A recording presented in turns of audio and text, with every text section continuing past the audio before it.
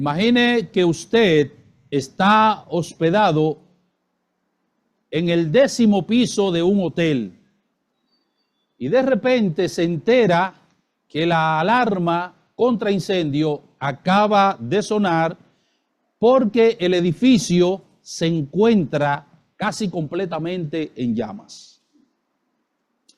Pero afortunadamente llega el equipo de rescate de los bomberos, tiende una red y como no pueden llegar hacia donde usted se encuentra, porque ya el edificio está casi completamente en llamas, no tienen una grúa, no pueden usar las escaleras, lo único que ellos le piden es que usted se tire, que salte del lugar donde usted se encuentra para que caiga en la red.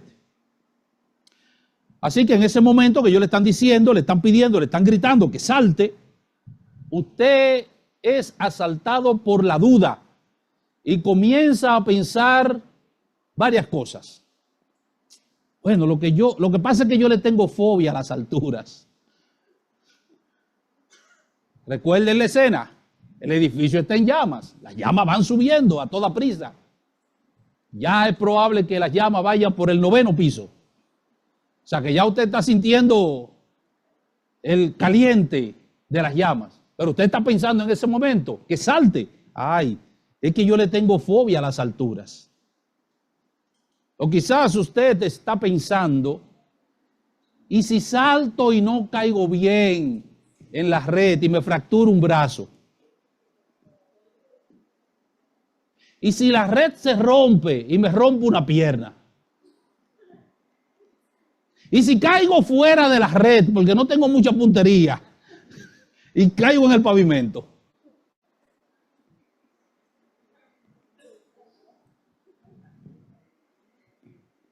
Ahora, usted es plenamente consciente del peligro en el que usted se encuentra y sabe que debe hacer algo al respecto. Usted sabe que no tiene otra opción más que saltar, es lo único que le queda. Pero no actúa en base a lo que usted sabe que es verdadero, a lo que usted sabe que es real y a lo que usted sabe que es necesario. Así opera en nosotros el pecado de incredulidad. Esa es la manera como se manifiesta el pecado de incredulidad. Desde Génesis hasta Apocalipsis, la Biblia es consistente advirtiendo al hombre de su pecado y la urgente necesidad de librarlo de la ira de Dios. En Ezequiel capítulo 33, en el Antiguo Testamento, Dios declara que no quiere la muerte del impío. Y en el Nuevo Testamento nos dice a través del apóstol Pedro que el Señor desea que todos procedan al arrepentimiento, que Él no quiere que ninguno perezca. Dios no creó al hombre para condenarlo al infierno. Por eso a lo largo de toda la Biblia le advierte continuamente acerca del pecado de incredulidad. El tema que nosotros desarrollaremos en este sermón, el pasaje que nosotros tenemos por delante, contiene la segunda advertencia del autor de la carta a los Hebreos. ¿Quiénes recuerdan la primera advertencia? ¿Quién recuerda la primera advertencia? La primera advertencia, ¿cuál fue? Eso fue reciente, ¿eh?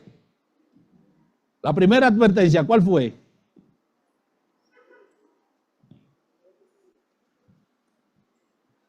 Claro.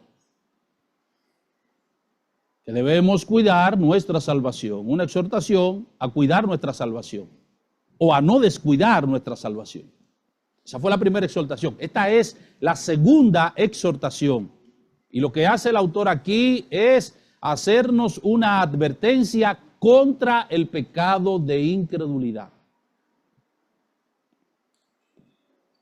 Y quizás nosotros podríamos pensar que esto no es para nosotros. Sí, mis hermanos.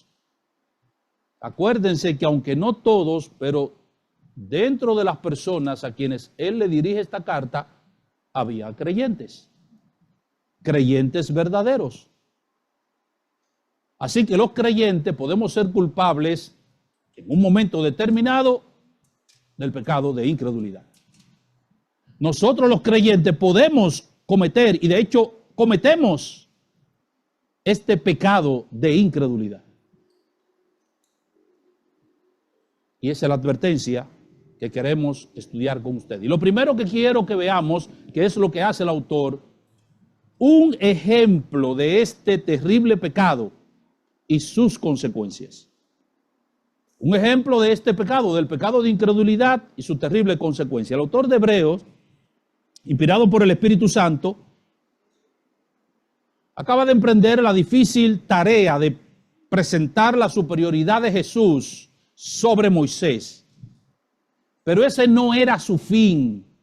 Ese era solamente un medio para llegar a su fin. Su fin es darnos esta advertencia que nosotros vamos a estudiar ahora.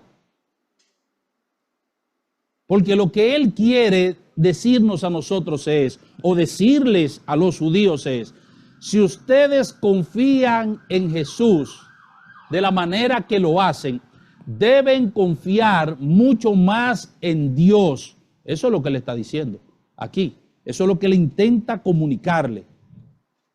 Él está preparando, abonando el terreno para sembrar ahora en las mentes y corazones de sus lectores este tema.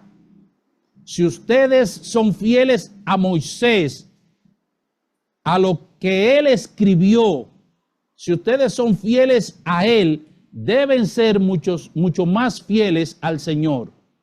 Si ustedes escuchan la voz de Moisés, deben escuchar con mayor atención la voz de Jesús. Porque miren lo que le pasó a aquellos que fueron desobedientes, a aquellos que no escucharon la voz de Moisés. ¿Y qué ustedes creen que le va a pasar a aquellos que desobedezcan la voz de Jesús? Eso es lo que él quiere grabar en las mentes de sus lectores. El escritor va a enfatizar este punto usando como ilustración un ejemplo tomado del Salmo 95, específicamente los versículos 7b hasta el versículo 11. Y ese salmo se centra fundamentalmente en Éxodo 17, en Éxodo 14 y en Éxodo 20. Y nosotros vamos a estar viendo algo de esto. ¿Qué es lo que el Señor nos enseña aquí? ¿Cuál es el ejemplo concreto y cuáles fueron sus consecuencias? Veamos el ejemplo concreto y veamos las consecuencias. Número 1, la incredulidad comienza con una dureza de corazón hacia la voluntad revelada de Dios. Ese fue el problema de los judíos en el Antiguo Testamento. La incredulidad comienza con una dureza de corazón hacia la voluntad revelada de Dios. Versículo 7, por lo cual, como dice el Espíritu Santo, si oyereis hoy su voz, no endurezcáis vuestros corazones como en la provocación en el día de la tentación en el desierto. ¿Qué era lo que Dios le había dicho al pueblo de Israel cuando lo sacó de la tierra de Egipto? ¿Cuál fue la promesa que le hizo? No en el momento que Moisés fue y lo sacó, no, una promesa que le había hecho a Abraham. ¿Qué Dios se le había prometido al pueblo de Israel? Dentro de lo que le prometió, ¿qué le prometió él al pueblo de Israel? ¿Qué le prometió? Que los iba a introducir a una tierra buena, una tierra que fluye leche y miel. La gente habla ahora del petróleo, porque la gente suele interpretar la Biblia siempre a la luz de lo que vive en el presente. Eso es un error, la Biblia no se interpreta así.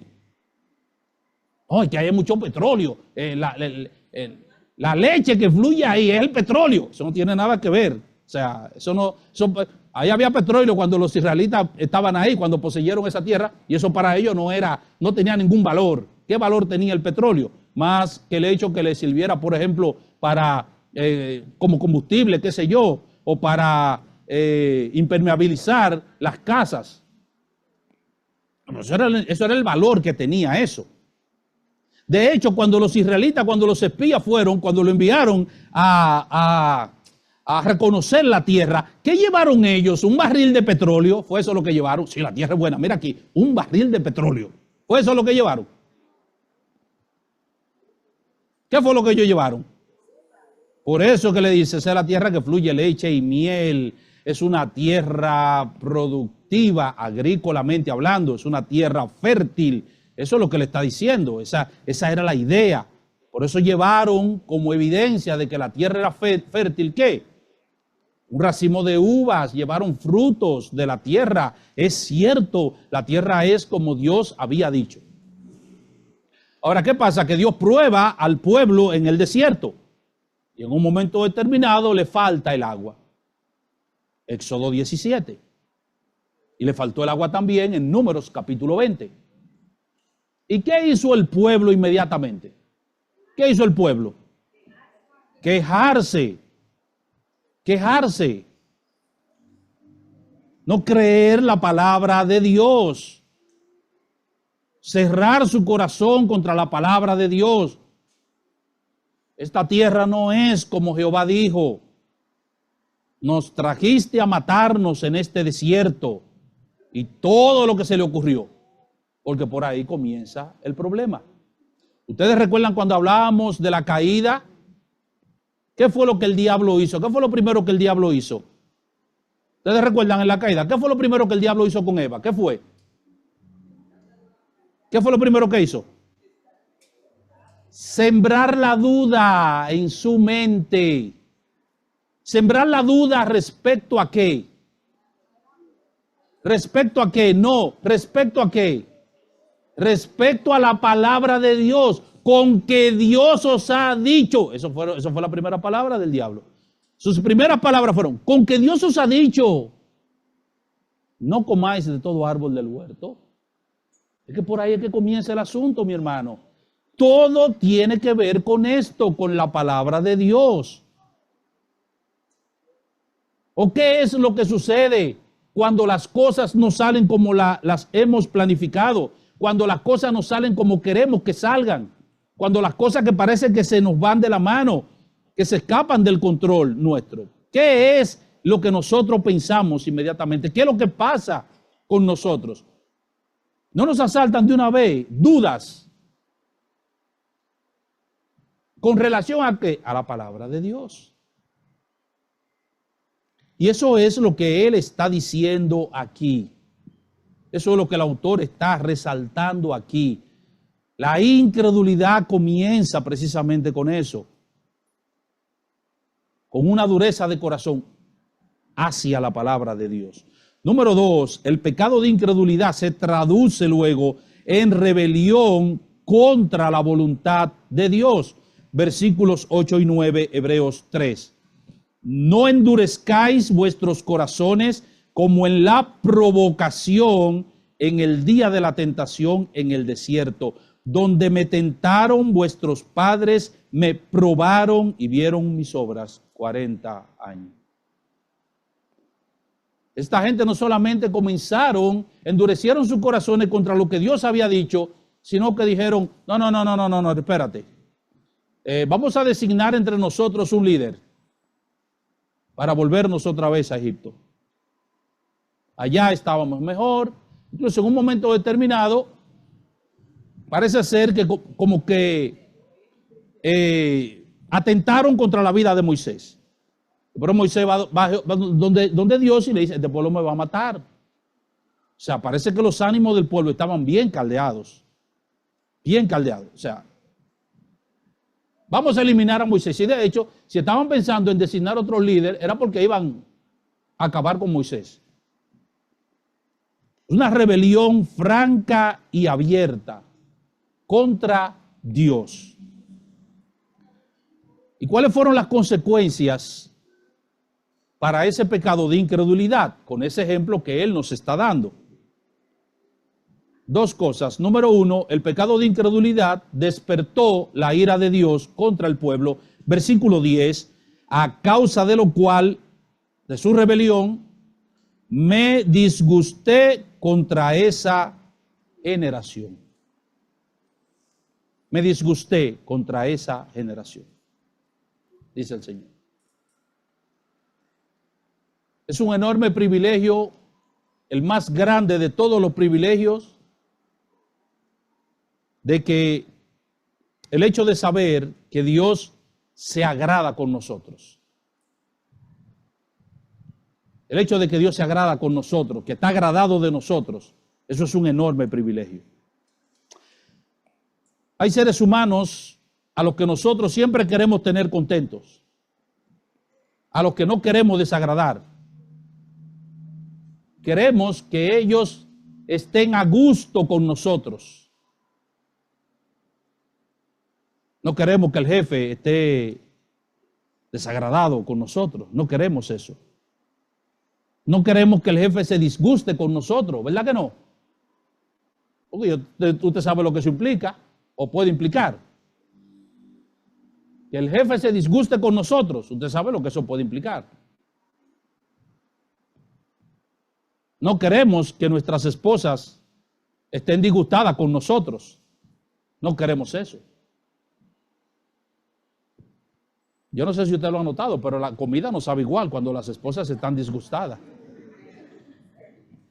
Ellas hacen la comida, pero no sabe igual. No sabe igual. No sé si usted ha notado eso, pero no sabe igual. No, pero yo le pongo lo mismo siempre. Sí, pero le faltó el ingrediente del amor. Que de hecho, cuando las damas no cocinan con ese ingrediente del amor, la comida no le queda igual. Y no solamente por el hecho de que estén disgustadas, por ejemplo, con nosotros, si no se sienten bien de salud. Y es esa comida, pero la verdad es, mira, que yo no tengo ánimo, que sé yo qué. Y la comida no queda igual, no sabe igual. Eso es así. Y yo no sé por qué las damas, cuando están disgustadas con nosotros, siempre utilizan a los niños de intermediario. Dile a tu pai que venga a cenar, pero yo estoy ahí mismo. Mira, fulano, dile a tu pai que venga, que la cena está ahí. Pero yo estoy ahí mismo, o sea, ya yo te escuché. Es más fácil que me lo digas tú. Pero bueno, no queremos que nuestras esposas estén disgustadas con nosotros. No queremos que el jefe esté disgustado con nosotros. Y si eso es con un simple mortal, ¿cuánto más con Dios? Que Dios esté agradado de nosotros. Eso es extraordinario. O sea, cuando escuchamos a Dios diciendo, por ejemplo, de Abraham, que fue llamado su amigo. Dios dice, Abraham es mi amigo. Tremendo eso. Cuando lo escuchamos hablar de David, que dice cuyo corazón era conforme al corazón de él. O cuando lo escuchamos hablar de Daniel, que dice, Daniel, tú eres muy amado. Tremendo, o sea, el hecho de que Dios piense así de nosotros y diga eso de nosotros. Ah, pero cuando Dios se desagrada con nosotros, eso sí es fuerte.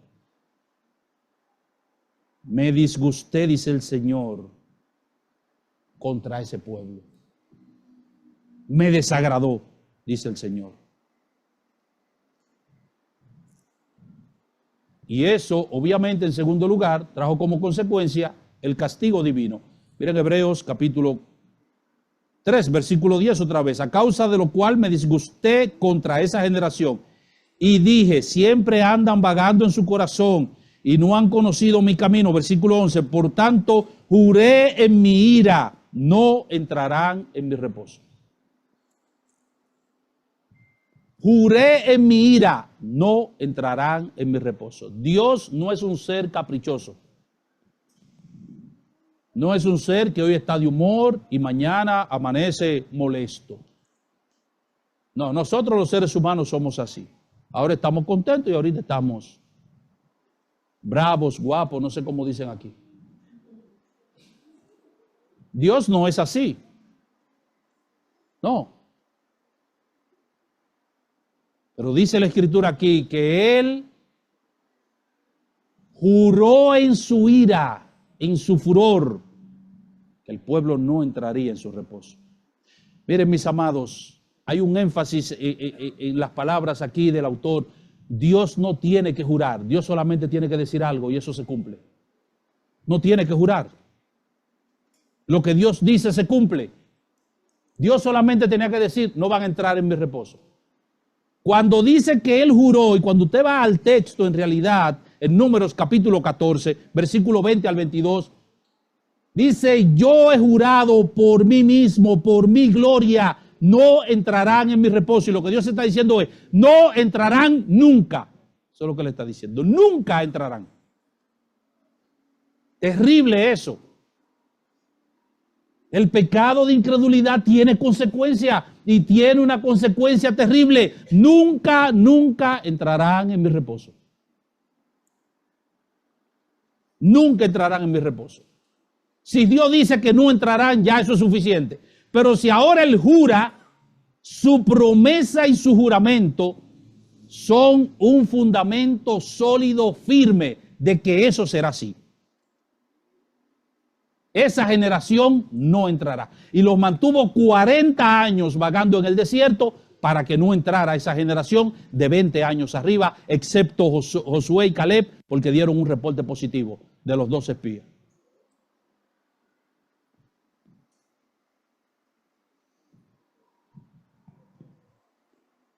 Así que vimos en primer lugar un ejemplo concreto de este pecado y su terrible consecuencia. Veamos en segundo lugar una aplicación pertinente, versículo 12 al 15. Una aplicación pertinente, versículo 12 al 15. Diciendo, anunciaré, versículo 12.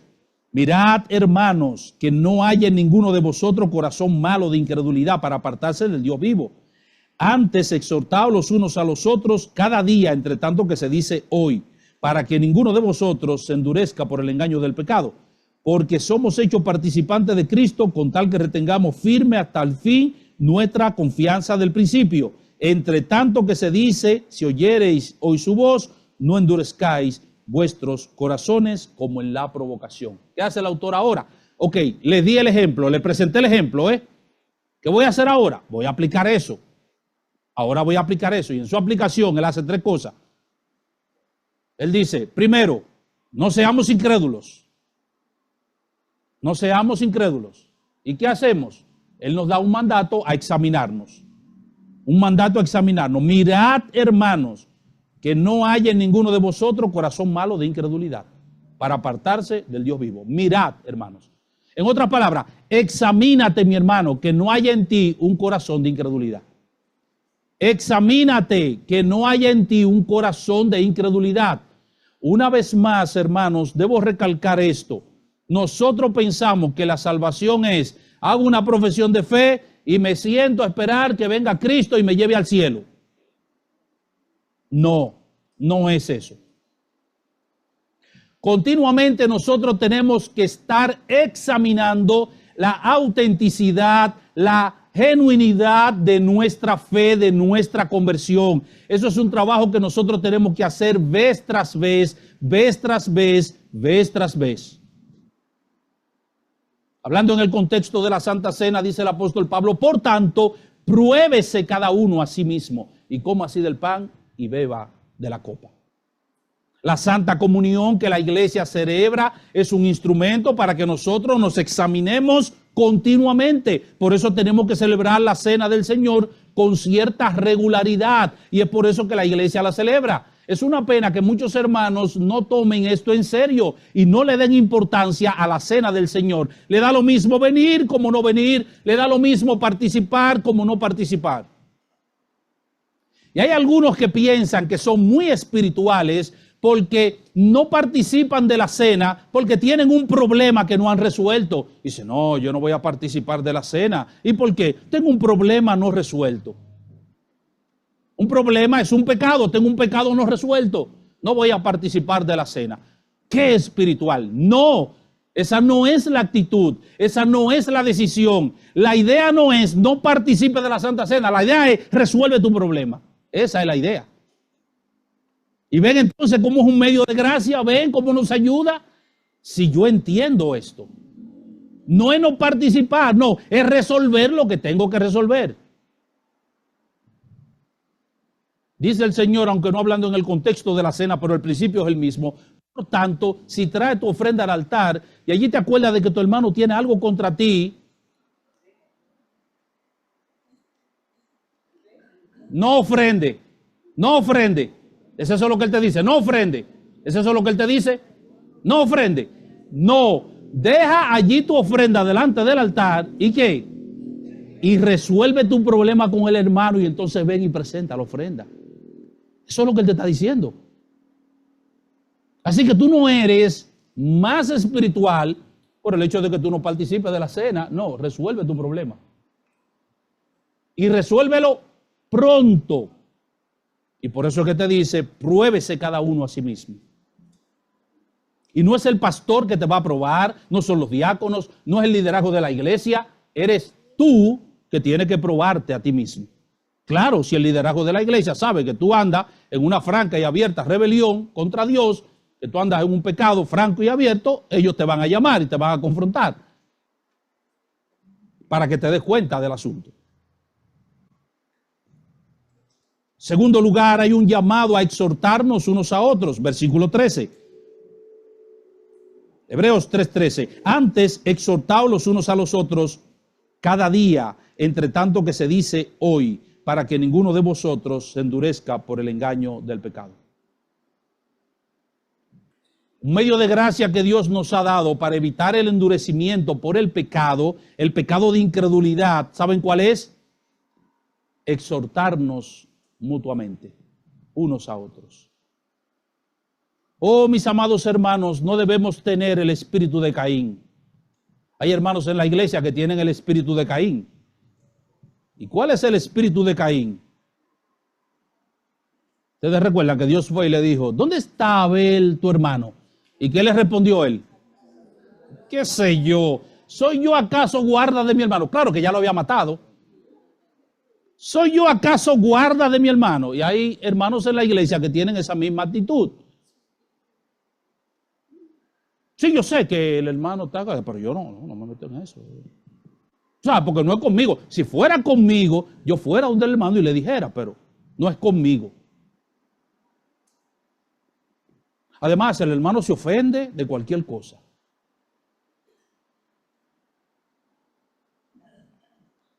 No, mis hermanos, somos guarda de nuestros hermanos, porque son nuestros hermanos. Lo siento, lo lamento, pero tengo que meterme en tu vida. Yo lo siento.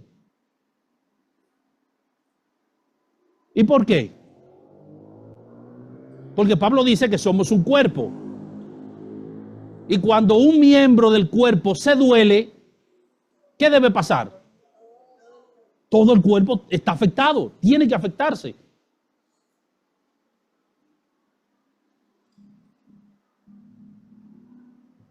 Así que cuando tú te cortas un dedo, la mente no te dice, no, eso fue un dedo, eso no tiene que ver conmigo, porque yo soy la mente, eso no tiene que ver conmigo. No funciona de esa manera, todo el cuerpo se duele. Tenemos que exhortarnos. De hecho, una de las razones por las que tenemos que congregarnos, no es la única, pero una de las razones por las que tenemos que congregarnos es precisamente para exhortarnos. ¿No sabían eso? ¿No sabían eso? El autor lo dice en Hebreos capítulo 10. Miren los versículos 24 y 25. Que de paso voy a aclarar este versículo.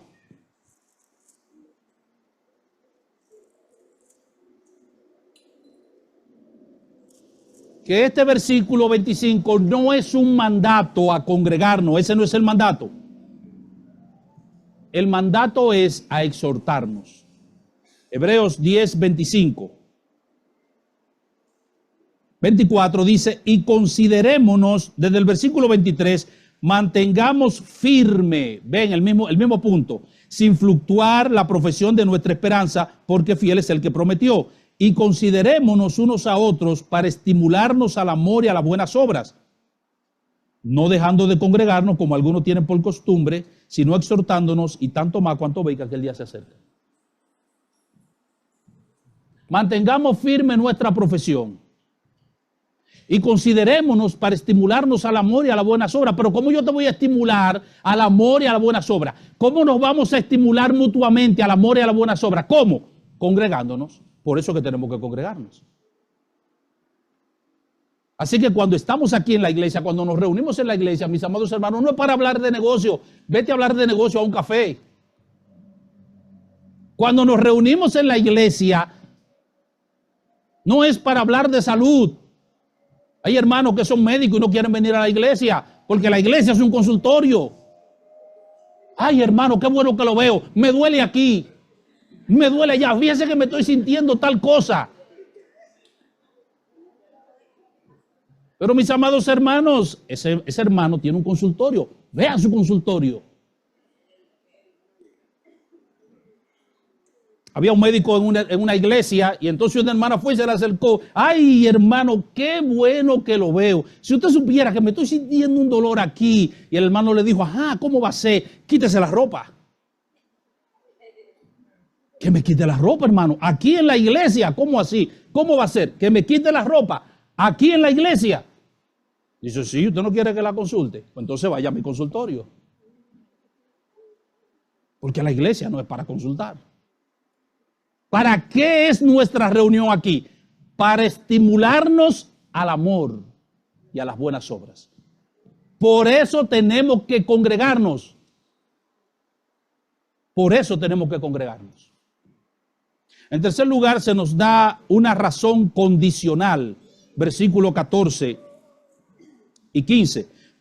Porque somos hechos participantes de Cristo, con tal que retengamos firme hasta el fin nuestra confianza del principio.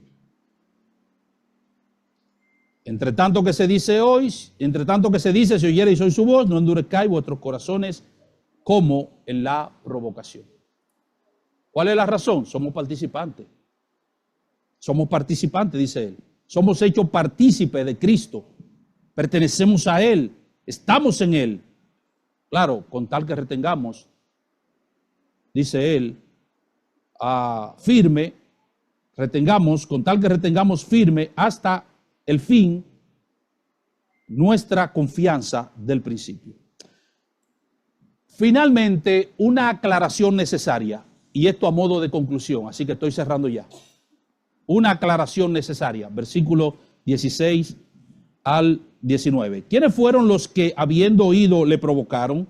¿No fueron todos los que salieron de Egipto por mano de Moisés? ¿Y con quienes estuvo él disgustado 40 años? ¿No fue con los que pecaron, cuyos cuerpos cayeron en el desierto? ¿Y a quienes juró que no entrarían en su reposo, sino a aquellos que desobedecieron? Y vemos que no pudieron entrar a causa de incredulidad. En este punto del mensaje, alguien podría pensar que Dios no fue fiel a su promesa.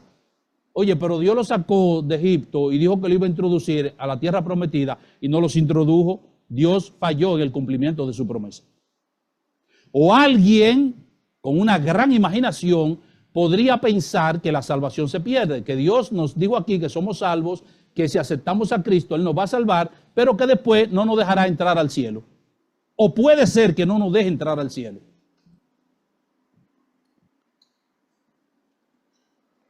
Y por eso es necesaria esta aclaración.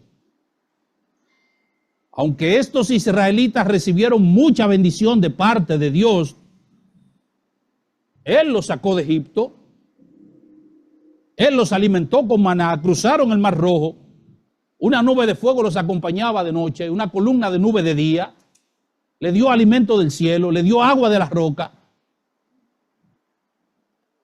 Sus vestidos no se envejecían y crecían con ellos.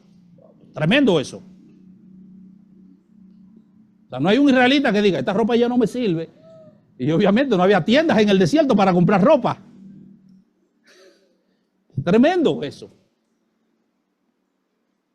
Y por eso dice Dios, aunque vieron mis obras 40 años, todo lo que hice por ellos, fueron altamente bendecidos. Sin embargo, no eran cristianos genuinos.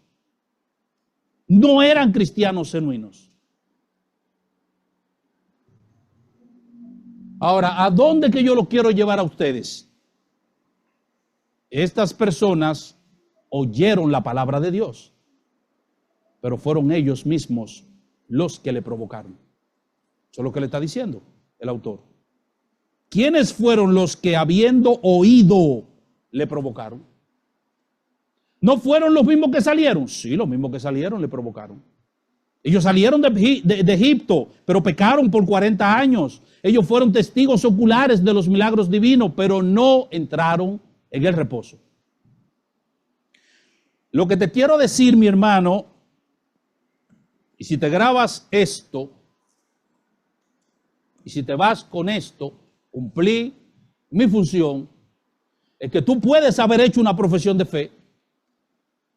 Tú puedes ser miembro de la iglesia, Iglesia Evangélica Comunidad de Gracia. Tú puedes ser un líder de la iglesia. Tú puedes ser un siervo, una sierva de la iglesia durante un tiempo, servir en la iglesia durante un tiempo. Puedes escuchar domingo tras domingo la palabra de Dios y no haber nacido de nuevo realmente. Por eso es que el autor está diciendo aquí. Por eso es que le está diciendo. Por lo cual, si oyen hoy su voz, no endurezcan su corazón. No vaya a ser que le pase lo mismo que le pasó a ellos. ¿Qué estamos nosotros haciendo con la palabra de Dios? Que leemos y escuchamos cada domingo. ¿Qué hacemos con la palabra de Dios? Cuando salimos de aquí del culto, ¿qué hacemos con esa palabra que nosotros oímos? Nos entra por un oído y nos sale por el otro. O la llevamos al corazón para ponerlas en práctica. Que el Señor nos guarde y nos libre de ese pecado tan terrible de incredulidad